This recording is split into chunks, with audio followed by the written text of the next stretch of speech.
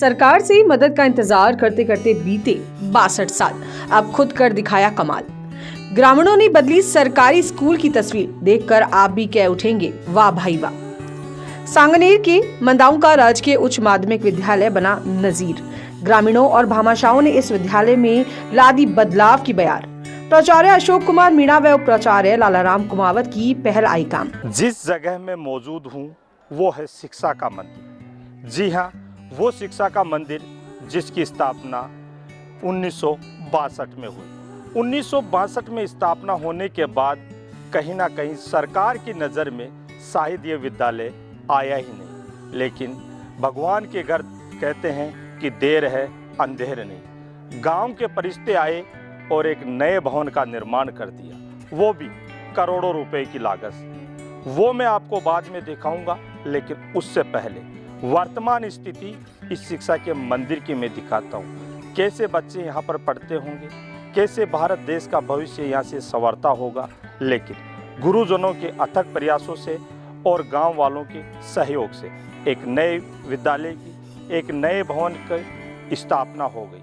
आज वो भवन लगभग बनकर तैयार होने को है, लेकिन पहले का दर्द भी, इन बच्चों का दर्द भी, इन गुरुजनों का दर्द भी आप तक पहुंचना, सरकार तक पहुंचना जरूरी है। जिस जगह में खड़ा हूं यह है विद्यालय परिसर। इस विद्यालय परिसर से पहले मैं आपको नाम बताना चाहूँगा, राजकीय उच्च माध्यमिक विद्यालय मंदाऊ, तहसील सांगानेर, जिला जयपुर। जी हाँ, वो सांगानेर तहसील जो सांगानेर तहसील राजस्थान की डेवलप तहसीलों में से एक है, लेकिन कहीं ना कहीं शासन और प्रशासन की नज़र से ये स्कूल दूर था।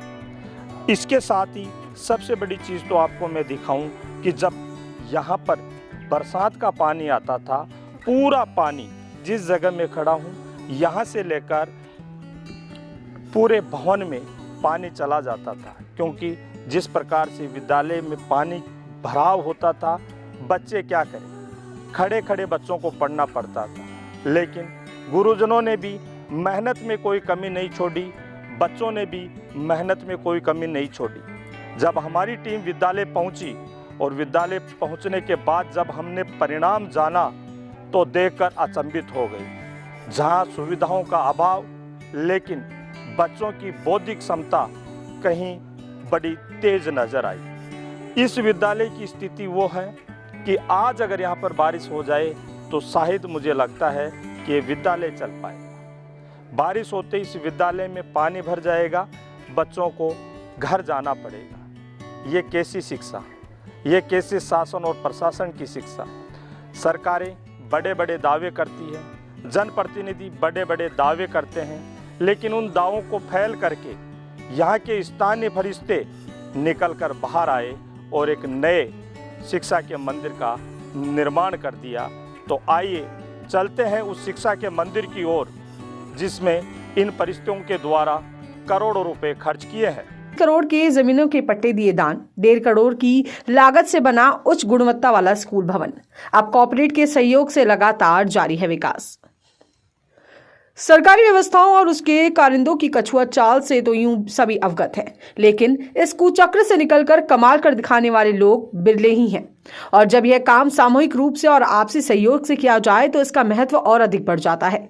ऐसा ही कुछ देखने को मिला है, जहां दशकों तक सरकार की ओर से विकास कार्यों के लिए सहायता की बाट जोड़ने के बाद भी जब नाउमीदी हाथ लगी तो ग्रामीणों ने आपसी सहयोग से ऐसा कमाल कर दिखाया, जिसे देखकर सभी कह उठे वाह भाई वाह। अब बात करते हैं कि इस कार्य का बीड़ा उठाने वाले ग्रामीणों और उस स्कूल की, जिसकी तस्वीर पूरी तरह ही बदल दी है। तो यह सरकारी विद्यालय है, सांगनेर की मंदाऊ का राजकीय उच्च माध्यमिक विद्यालय। 1962 में स्थापित हुआ यह राजकीय विद्यालय अपनी स्थापना के बाद से ही साल 2023 तक मात्र 5 कमरों में संचालित हो रहा था। हैरत की बात यह थी कि इन्हीं 5 कमरों में 12वीं तक की कक्षाओं में अध्ययन करवाया जा रहा था। एक नया भवन बन के तैयार हो रहा है, पुराने भवन में आप पढ़ रहे हो। देखा जा रहा है कि ऐसा लग रहा है कि ये कोई प्राइमरी स्कूल है, लेकिन आप 12वीं क्लास तक यहाँ पर पढ़ रहे हो। कब से तो आप पढ़ रहे हो, और किन किन दुविधाओं को आपको सामना करना पड़ रहा है? सर मेरा नाम सानिया शर्मा है, मैं 11वीं क्लास में पढ़ती हूँ और मैं यहाँ पे फर्स्ट क्लास से पढ़ रही हूँ। तो मैंने यहाँ पे यही देखा है कि हर क्लास में दो क्लास कंबाइंड करके पढ़ाई जाती है। दोनों क्लास में अच्छे से शिक्षा नहीं हो पा रही थी, पर हमारे प्रिंसिपल सर आने के बाद में हमें लगा है कि हम अच्छी शिक्षा ग्रहण कर सकते हैं। और अभी आप देख रहे हो कि हमारी नई स्कूल बन रही है, तो मैं चाहती हूँ कि हम 12th क्लास वहाँ से ही पढ़ाई करें। और यहाँ पर हमें बहुत मतलब कि दुविधा हो रही है, जैसे कि बारिश में बहुत छतें चूती है, तो हमें सुबह आके पहले वो देखना पड़ता है कि हम क्या करें, कैसे बैठे, कहाँ क्या करना चाहिए। तो हमारे मतलब कि पूरी स्कूल में मतलब बहुत ज़्यादा ही मतलब समझ में नहीं आता कि क्या करें, कैसे पढ़ाई करें। फिर भी हमारे सर ने आने के बाद में हमें समझाया कि हम जो करना चाहते हैं उसे करने से हमें कोई नहीं रोक सकता। हमें अपना मतलब कि जो लक्ष्य धारण करना है वो हमें करना ही है। तो हमारे सर ने हमारे लिए बहुत प्रयास किए और हमारे लिए एक नया भवन बना के दिया है। नया भवन देख कर आए हो, कैसा लग रहा है? बहुत अच्छा महसूस हो रहा है कि हमारे सर ने हमारे लिए बहुत कुछ किया है और हम चाहते हैं कि हम उनके लिए अब बहुत कुछ करें, अच्छी परसेंटेज बनाए 12th में और उनका नाम हमेशा ऊंचा करें। और मेरा नाम निहारिका मीणा है, मैं 11th क्लास में पढ़ती हूँ अभी। बेटा यह स्कूल, एक नई स्कूल भी आपके लिए बन रही है, लगता है वो इसी साल चालू हो जाएगी। पिछले साल से कब से आप यहाँ पर पढ़ रहे हो? सर मैं 6 से यहाँ पे पढ़ रही हूँ। क्या किन दुविधाओं का सामना करना पड़ता है यहाँ? सर हमारी स्कूल की हालत बहुत दयनीय थी, बारिश में भी पूरी छत से चूती है और नालियों में पानी आना, और हम एक क्लास में दो क्लासेस अटेंड करना। टीचर्स को भी इतनी प्रॉब्लम होती है पढ़ाने में, हमें खुद को इतना वो होता है, समझ में नहीं आता। आवाज़ें क्लासों में, इधर से आसपास की आवाज़ें, बाहर कुछ भी कोई प्रोग्राम हो तो बहुत, और बाहर कोई ग्राउंड नहीं है खेलने के लिए, कोई अलग एक्टिविटीज़ नहीं कर पाते। नालियों का पानी आना, बारिश में छत का चूना। अब कैसा अनुभव हो रहा है? एक नई स्कूल आपको मिल रही है और अभी 11वीं में हो, लगता है 12वीं आप वहीं पढ़ोगे? हाँ सर वहीं पढ़ेंगे 11वीं। इतने दिन हमने बाहर, कभी हमारी क्लास ऐसे एग्जैक्ट क्लास ही नहीं है हमारी, हम बाहर बरामदे में बैठ के पढ़े हैं अभी तक। बात करें शिक्षा की लेकर, पढ़ाई को लेकर, गुरुजी कैसे क्या पढ़ा रहे हैं, क्या माहौल है? सर हमारे प्रिंसिपल सर के आने के बाद में और वॉइस प्रिंसिपल सर के आने के बाद में हमारी शिक्षा में बहुत ज़्यादा सुधार हुआ है, और इससे हमारी परसेंटेज 10th में भी हमारी परसेंटेज बहुत अच्छी गई, 90 परसेंटेज गई, और बिना ट्यूशन के हमारी परसेंटेज इतनी अच्छी बनी। 12वीं में कितना बनाने का लक्ष्य? सर 95+। मैं इस स्कूल में ना बचपन से पढ़ रही हूँ। मैंने बचपन से यही देखा था कि ना मेरे बड़े भाई बहन भी जो पढ़ के गए ना इस स्कूल से, उनको भी मतलब इतनी परेशानियों का सामना करना पड़ा कि मतलब कि बारिश आती थी तो छतें छूती थी, मतलब पानी आता था। क्लास में हम जब बैठते थे, सुबह आते थे ना स्कूल में, तब यहाँ पे मतलब पूरे स्कूल में पानी भरा हुआ रहता था। नाली आती तो नालियों में भी पानी भरा रहता था। यहाँ पे पौधे वौधे कुछ भी नहीं थे। तो जब हमारे प्रिंसिपल सर आए, फिर प्रिंसिपल सर ने कहा कि उनको भी देख कर लगा हमारे स्कूल के बारे में, तो उन्होंने भी बहुत प्रयास किए तो स्कूल को बनाने के लिए। अब आप ही देख ही रहे हो, उधर हमारी स्कूल बन ही रही है, और उन्होंने स्कूल के लिए पौधे वगैरह और हमारे स्कूल का डिसिप्लिन भी बनाए रखा, और हमें मतलब कि पढ़ाई की ओर इतना अग्रसर किया है कि हमारी अभी 10th की बहुत अच्छी परसेंटेज थी, और अभी 10th में पढ़ ही रहे हैं हम, तो बनाएंगे सर। क्या कैसी पढ़ाई चल रही है? गुरुजन कैसे क्या पढ़ा रहे हैं? क्या उम्मीद है आगे जाकर क्या बनना चाहोगे? सर मेरा डॉक्टर बनने का सपना है। परसेंटेज तो मैं 90 अबाव बनाऊंगी, क्योंकि ना मेरे मम्मी पापा ना जब भी मुझसे पूछते हैं ना, मतलब दवाई लाते हैं ना डॉक्टर के पास है, तो मुझसे पूछते हैं कि ये किसकी दवाई है, कब ले, तो मुझे लगता है अंदर से कि मैं डॉक्टर ही बनूं। मेरी दादी भी मुझसे यही पूछती, तो डॉक्टर बनना चाहती हूँ मैं। और हमारे टीचर्स भी इतना ध्यान दे रहे हैं हमारे ऊपर कि हमारा जो सपना है ना वो हमेशा पूरा होगा। इतना ही नहीं बल्कि इन 5 कमरों की हालत खंडरों से भी बदतर हो चुकी थी। बरसात में यहाँ तो कक्षाओं का संचालन लगभग नामुमकिन ही होता था। स्थानीय निवासियों और यहाँ अध्ययन कर रहे विद्यार्थियों के अभिभावकों द्वारा कई बार इस खस्ताहाल स्कूली भवन के बारे में जिम्मेदारों को अवगत भी कराया गया था, लेकिन हर बार की तरह इस बार भी कोई सुनवाई नहीं हुई।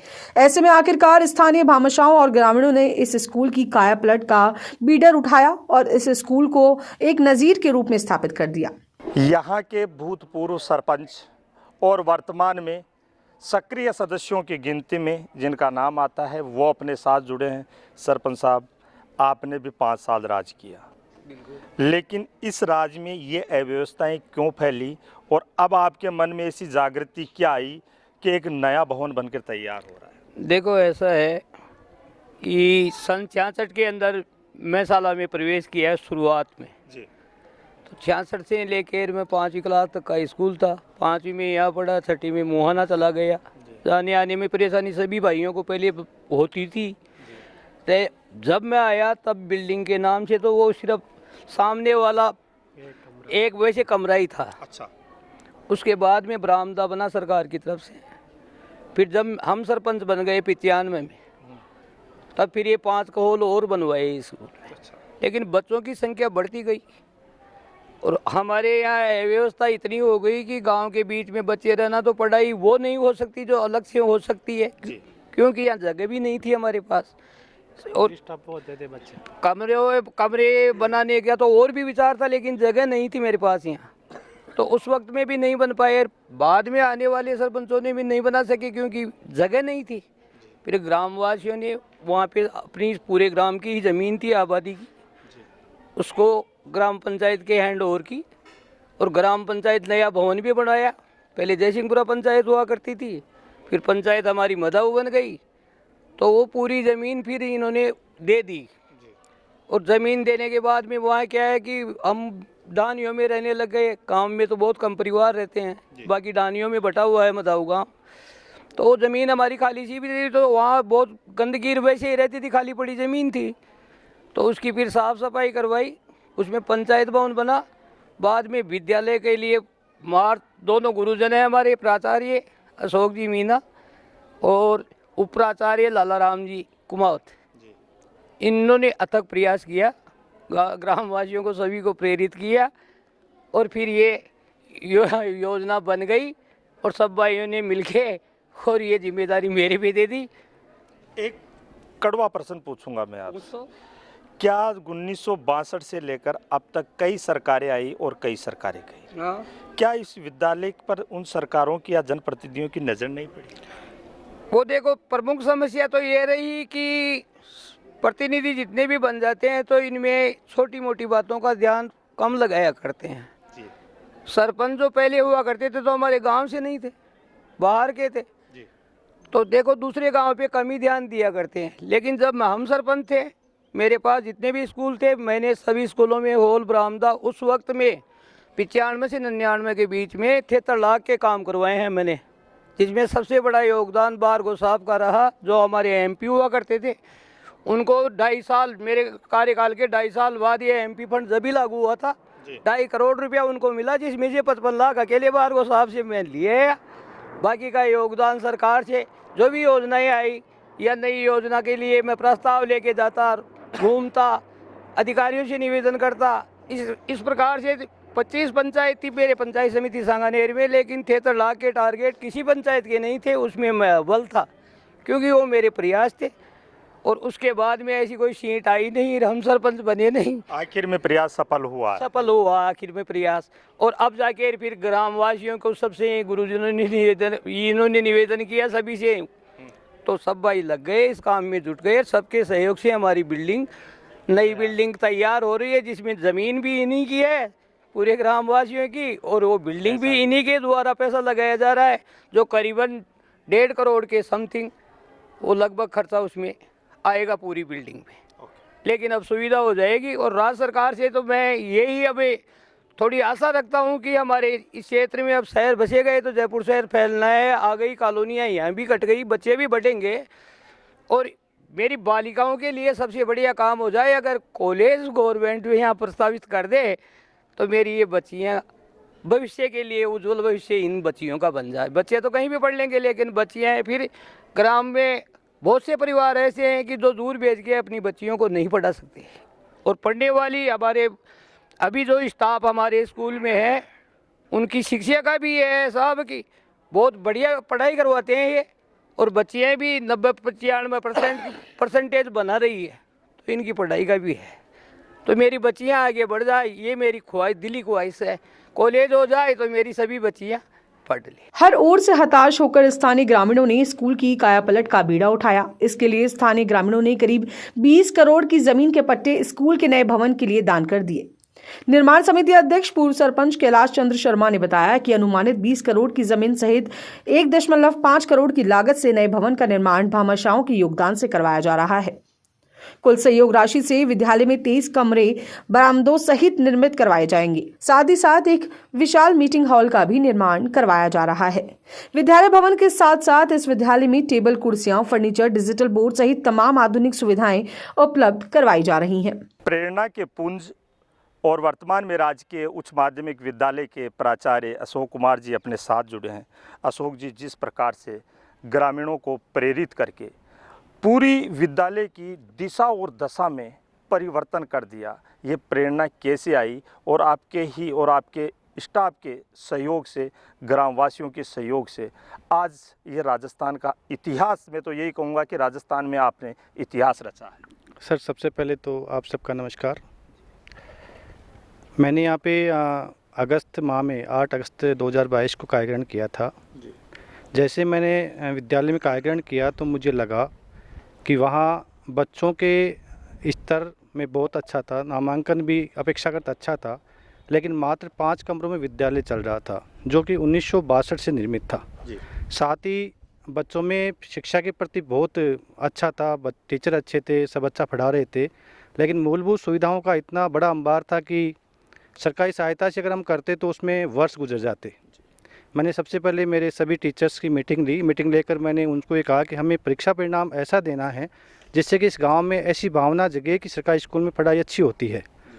तो मीटिंग ली और मीटिंग का परिणाम ये हुआ कि रात के 11 बजे तक हमारे टीचर्स ने जाके उनको चेक किया, उनकी फ़ोटोज़ ली, जिससे कि हमारा परीक्षा परिणाम बहुत अच्छा रहा और 90 से क्रॉस हमारे बच्चों ने 10th में किया। उसके बाद हमने एक योजना बनाई कि इन 10th के बच्चों के साथ एक सामूहिक रैली रखी जाए जिससे कि गांव वालों में भावना जागृत होगी, और हमने उन्हीं बच्चों को जो बोर्ड परीक्षा में अच्छे मार्क्स लेके आए थे उनकी रैली हमने आयोजित की। और उस रैली का प्रभाव ऐसा हुआ कि गांव में ऐसी एक भावना जागृत हुई कि हाँ, सरकारी स्कूल में पढ़ाई बहुत अच्छी होती है और यहाँ भी अपने बच्चे अच्छा कर सकते हैं। और उसके फलस्वरूप फिर हमने गाँव में घर घर जाके, मैं और वाइस प्रिंसिपल राजाराम जी कुमार जो मेरे साथ खड़े हैं, हम दोनों ने और हमारी टीम ने घर घर जाके फिर गांव वालों को इस बारे में बताया कि देखिए सरकारी योजनाएं बहुत है, गवर्नमेंट स्कूल में अच्छी पढ़ाई होती है और इसका परिणाम आपके सामने है।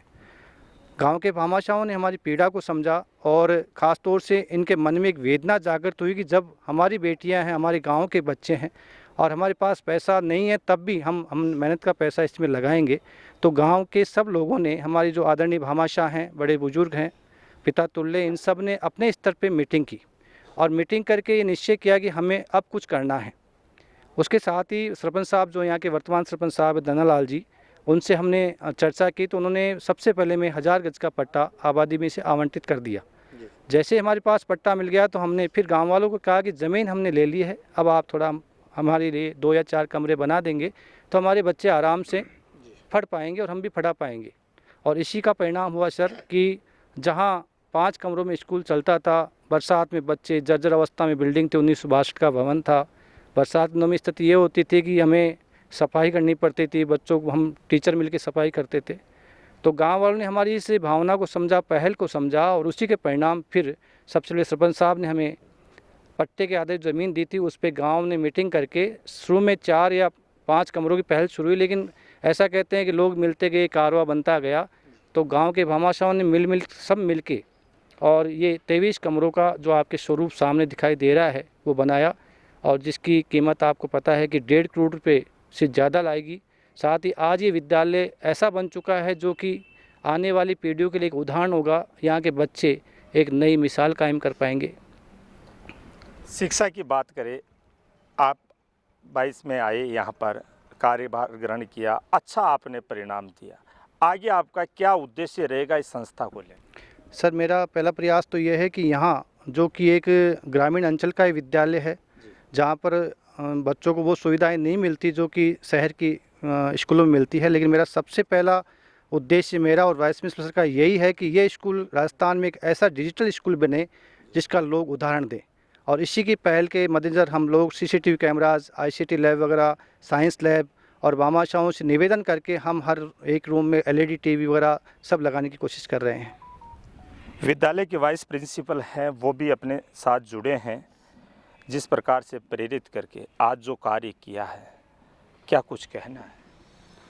सर, मैं लालाराम कुमावत और मेरा गांव है यहाँ पास में कलवाड़ा गांव, और मैं इस गांव से पहले से भी जुड़ा हुआ था और मेरी यहाँ आने के बाद आपने, हमारे प्राचार्य जी ने 8 अगस्त 2022 को यहाँ कार्यक्रम किया था और मैंने 1 सितंबर 2022 को कार्यक्रम किया था। उसके बाद में जैसे यहाँ पर आए तो मैंने सर को कहा कि सर यहाँ तो मतलब बहुत असुविधा है, भवन बिल्कुल नहीं है और भवन के अभाव में पढ़ाई बहुत बाधित हो रही है, हो नहीं सकता। हम धीरे धीरे आगे चले और चलते चलते हमने सोचा कि परीक्षा परिणाम के बिना ऐसा संभव नहीं है कि हम गांव वालों को कुछ कह सकें, और वो हम सब ने मिल कर के सर के नेतृत्व में सारा और हमने किया और हमारा परीक्षा परिणाम 90+ 100% रहा, लेकिन एक बच्ची का हमारा 90+ भी रिजल्ट रहा और उसी का परिणाम रहा। उससे हमारे जो गांव के भामाशाह हैं वो हमारे से प्रेरित हुए। हमने आ करके सबसे सर्वप्रथम हमारे सरपंच साहब जो हैं धन्नालाल जी, उनसे निवेदन किया, जो ज़मीन हमारे गांव वालों ने पंचायत को सरेंडर की थी उस ज़मीन में से हमारे को सरपंच साहब ने 2000 गज का आश्वासन दिया था और उस पर से 1000 का पट्टा हमें दे दिया था और बाकी ज़मीन का पट्टा देने के उन्होंने बता दिया था कि हमारे अधिकार में अभी ग्राम पंचायत के में यही है, बाकी हम दे देंगे। तो ये सारी प्रक्रिया चली और अगस्त 2023 के अंदर हमारे को एक कार्यक्रम मिला जो था राजीव गांधी ओलंपिक ग्रामीण गेम्स। वहाँ पर हमने इसको शुभारंभ किया, हमने सभी भामाशाहों से राय ली और ऐसे करते करते हम 13 अगस्त को हम हमारे विद्यालय परिसर से मैं और हमारे प्राचार्य जी निकले और हम हमारे गांव के भामाशाह जो भी हैं उनसे संपर्क किया और हमने, जैसे धन्नालाल जी ने बताया था कि हम उनके पास गए तो उन्होंने कह दिया कि हम परिवार से करके बातचीत करके और हम ऐसा कर लेंगे। ऐसे ही सभी से मिले तो सब ने हमारे को एक के बाद एक कुछ कहते गए और हमारा ये काम होता गया। इन कार्यों में अब कॉर्पोरेट जगत का भी सहयोग मिलने लगा है। सभी के योगदान की बात करें तो स्थानीय सरपंच धन्नालाल बलाई द्वारा संपूर्ण विद्यालय परिसर में इंटरलॉक टाइल्स लगवाई गई हैं। साथ ही कक्षा 6 से 10वीं तक science lab Mahindra stage CSR fund के द्वारा स्थापित की गई। मीटिंग हॉल का निर्माण होटल हयात CSR फंड से करवाया गया। विद्यालय में यह संपूर्ण कार्य भामाशाहों द्वारा किया जा रहा है। अपने साथ जुड़े हैं इस विद्यालय के पूर्व विद्यार्थी कहूँगा मैं इनको, करीबन आज से 40 साल पहले वो इस विद्यालय में अध्ययन करते होंगे। तब से लेकर अब तक स्थिति तो यथावत है, वो आपके सामने है, उनसे भी हम बात करने की कोशिश करेंगे। शायद लगता है कि आप भी इस विद्यालय में पढ़े होंगे। पढ़े थे सर। तो क्या स्थिति थी, उसके बाद शासन प्रशासन तक आपने बात भी पहुँची? शुरू के अंदर तो क्या एक छोटा सा कमरा था जी, ज़्यादा बड़ा नहीं था, खाली एक हॉल और एक कमरा था जी। उसमें पढ़ते थे, एक टीचर था और 2 क्लास 5वीं तक था। अब अथक प्रयास की बच्चे ये फिर 8वीं तक हुआ, अब सीनियर हो गया सर। आपने भी यहाँ पर पढ़ाई की हो, आपने भी दुविधा देखी, आपके बच्चे भी दुविधा देख रहे हैं। एक नया मनोबल आपको मिला और आपने एक बड़ी पहल की। सब उस पहल के पास अपन बाद में चलेंगे, लेकिन पहले बात करेंगे इन दुविधाओं की। इन बच्चों को क्या क्या दुविधाओं का सामना करना पड़ा? यहाँ पानी भरता था, बरसात में परेशान होते थे, धूप में परेशानी होती थी, एक कमरे में इतने बच्चे मार नहीं सकते थे, तो ऐसी दुविधा हुई। एक साथ पढ़ने में टीचर को भी दिक्कत आती थी और यहाँ हमारे प्रोग्राम होता था तो बच्चे भी डिस्टर्ब होते थे। ऐसी दुविधा थी, बहुत ज़्यादा दुविधा थी। पानी की समस्या भी थी पहले, फिर ये टंकी तो बनवा दी थी सरपंच साहब ने।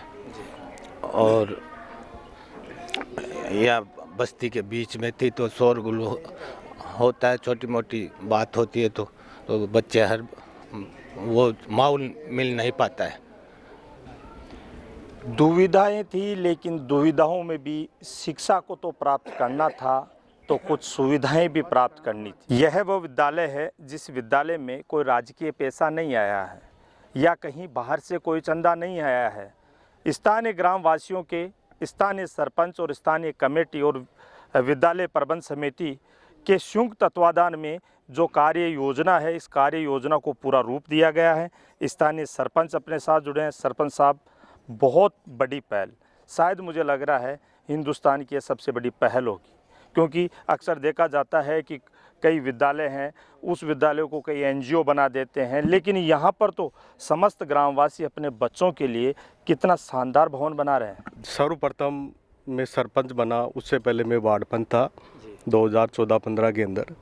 उस कार्यकाल के अंदर मैंने इस क्षेत्र के अंदर घूमा, तब लगा यहाँ की जो सरकारी जो संस्थाएं हैं वो गवर्नमेंट के भरोसे चल रही है। गाँव वालों का उनकी तरफ कोई ध्यान नहीं था और उनको मूलभूत सुविधाओं से वंचित रहना पड़ता था। सर्वप्रथम हमने इन विद्यालयों के बारे में सोचा, भाई विद्यालय की दशा सुधरेगी, बच्चों को अच्छी शिक्षा मिलेगी, गांव वाले उसके प्रति जागरूक रहेंगे तो गांव में परिवर्तन आएगा। इसके लिए हमारे बच्चे, आने वाली पीढ़ी सरकार के भरोसे नहीं रहेगी, खुद के पैरों पे खड़ी हो जाएगी। चुनाव जीतने के बाद में सर्वप्रथम मैंने स्कूलों का भ्रमण किया। सबसे पहले ग्राम पंचायत मंदाऊ के सरकारी विद्यालय जो कि राजकीय उच्च प्राथमिक विद्यालय 8वीं तक ये विद्यालय चल रहा था, वह विद्यालय 1962 का विद्यालय है। आसपास के सभी लोग इस विद्यालय में पढ़े हुए हैं और आज भी वो विद्यालय उसी स्तर पर बना हुआ है। आज भी उसके अंदर 5 कमरे हैं, बिल्डिंग जंजर है, स्टाफ के लिए व्यवस्था नहीं है, कंप्यूटर लैब नहीं है, स्टाफ को बैठने की व्यवस्था नहीं है, बच्चों को बैठने की व्यवस्था नहीं है। उसके बारे में जो पीड़ा हमारे को सता रही थी। सर्वप्रथम हमने हमारे गांव मोहनपुरा के पास की कॉलोनी है एक मंगलम अर्पण, उसमें हाई कोर्ट के पूर्व न्यायाधीश श्रीमान दीपक माहेश्वरी जी वहाँ रहते हैं। उनका पूर्व में जो कार्य करवाया गया था बाडमुरपुरा सरकारी विद्यालय के अंदर, उस विद्यालय को पुनर्जीवित करने का काम उन्होंने किया। उसके बाद में मोहनपुरा संस्कृत विद्यालय चल रहा है, उसके अंदर भी काफ़ी कार्य उन्होंने करवाया है। भामाशाह के माध्यम से मानो, चाहे खुद के माध्यम से मानो, उनका यहाँ पर भ्रमण करवाया मैंने समस्त आसपास के सभी विद्यालयों के अंदर। इस विद्यालय के अंदर उनको लेके गया तो उन्होंने एक ही बात कही, सरपंच साहब आप इस विद्यालय के लिए जगह नहीं है, आप जगह की व्यवस्था करें, सब काम अपने आप हो जाएंगे। हमने स्टाफ से बात करी, अशोक जी से पहले प्रिंसिपल यहाँ के हरी सिंह जी थे। विद्यालय भी 8वीं से 10वीं तक हो गया, 10वीं से 12वीं तक हो गया, लेकिन कमरे वहीं के वहीं रह गए। हरी सिंह जी ने भी प्रयास किया, भाई कैसे करके हमारी को ज़मीन उपलब्ध हो जाए। हमारे विद्यालय के लिए ज़मीन पूर्व में आवंटन हो रखी है, लेकिन वो नाला बहाव क्षेत्र में होने के कारण उसमें बिल्डिंग का काम बनना पॉसिबल नहीं था। इस कारण से उसको तो हमने छोड़ दिया, लेकिन हमारे को ज़मीन की पीड़ा सता रही थी। यह जो आप जगह देख रहे हो, ये भवन बन रहा है इतना बड़ा, ये विद्यालय, यहाँ पर अतिक्रमण हो रखा था और यहाँ पर कचरा पड़ा हुआ था। ये जगह किसी काम के नहीं आ रही थी, तो हमने इस जगह को चुना। गांव वालों ने भी प्रयास किया, भाई यहाँ पर कोई भी विवाद होता है हम आपके साथ हैं, लेकिन ये जगह हमारे को दे दो। सर्वप्रथम हमने हमारे जो अधिकार क्षेत्र में 500 गज का ग्राम पंचायत को अधिकार होता है, 500 गज का हमने प्रस्ताव रखा। गांव वालों ने कहा कि 500 गज हमारे को नहीं चाहिए, कम से कम 2000 गज आप जगह दिलवाओ आप। तो हमने 500 की जगह 1000 गज का पंचायत समिति प्रधान महोदय की अनुमति से हमने 1000 गज का पट्टा ग्राम पंचायत मंदाऊ में राजकीय विद्यालय के लिए पट्टा जारी कर दिया हमने। उसके बाद में श्रीमान यहाँ के प्रिंसिपल महोदय अशोक जी मीणा जी के द्वारा, वाइस प्रिंसिपल लालाराम जी के अथक प्रयासों के द्वारा गांव वालों को इतना जागरूक किया, बच्चों को इतना मेहनत करी, इतनी पढ़ाई करवाई और गांव वालों को ये साबित करके बताया कि आपके बच्चे अब इस विद्यालय के अंदर किसी तरह से कोई परेशानी नहीं होएगी और शिक्षा के लिए हम रात दिन इन बच्चों के लिए एक कर देंगे। गांव वालों को ये लगा भाई हमारे लिए ये आज तक जो कर्मचारी आए हैं बच्चों को पढ़ाने के लिए, वो सिर्फ टाइम का पाबंद रहकर वो चले जाते थे, लेकिन इन्होंने रात दिन मेहनत करके बच्चों को इतना पढ़ाया। लगभग 100% के लगभग उनका रिजल्ट बच्चों का रहा और गांव वाले इतने जागरूक हो गए कि वो उनके लिए चाहे जो करने के लिए तैयार है। आज वो प्रिंसिपल और वाइस प्रिंसिपल किसी भी घर में जाते हैं तो उनका अच्छा मान सम्मान होता है। वो जो कहते हैं वो उनकी इच्छा की पूर्ति गांव वाले करते हैं। जैसा कि आपको ये बताया जा रहा है, भाई ये 1000 गज का ये पट्टा हमने दे दिया, उसके बाद में भी हमारे को ये लगा, गाँव वालों को ये लगा तो ये जगह अभी भी काफ़ी कम है, क्योंकि 12th तक स्कूल है, पंचायत का केंद्र है, तो यहाँ पर तो जगह होनी ही चाहिए।